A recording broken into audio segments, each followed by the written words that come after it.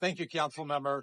And I want to give a special thanks and shout out to Councilmember Foster as the chair of our budget committee during an extraordinary year and an extraordinary conversation. We could not have gotten to this place without your leadership. So thank you, sir. But it takes not just one individual, but it takes a full council to assert the authority that we have during this process.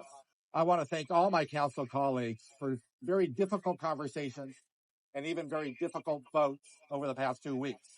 We could not be here today without that leadership from the city council on passing parking reforms last week, and then a very contentious and a very difficult conversation last night to pass the solid waste management fee, or sometimes called the trash fee.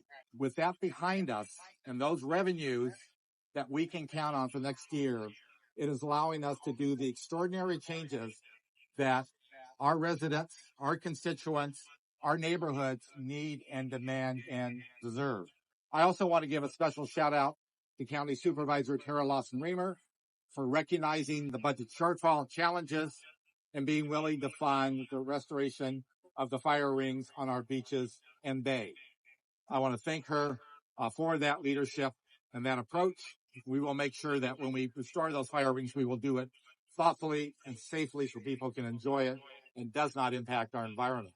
Each of us will speak to something that is particularly important to us. The things that I wanted to see in this budget revision, the budget amendments, is to learn from what we're seeing is the new environment and landscape in which we operate and the vulnerability we have. So we're restoring funding, or proposing to restore funding for fire prevention by supplementing the fire rescue department, and also to restore cuts to the stormwater department. We have to learn from what things did not go well in the past.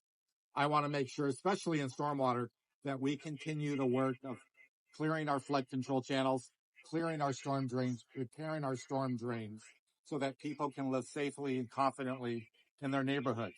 What you will also see is a number of changes that we're proposing in terms of personnel across to make sure that we are lean and mean and can do the job with the minimum resources that we have at our disposal. But I want to give a shout out to Mayor Gloria, who stepped up during one of the most challenging budget conversations and took on the dual roles of mayor and chief operating officer to make sure that we were nimble in our conversations and our debates, and to making sure that we got to the heart of the matter. That was his budget. It is now becoming the city council's budget.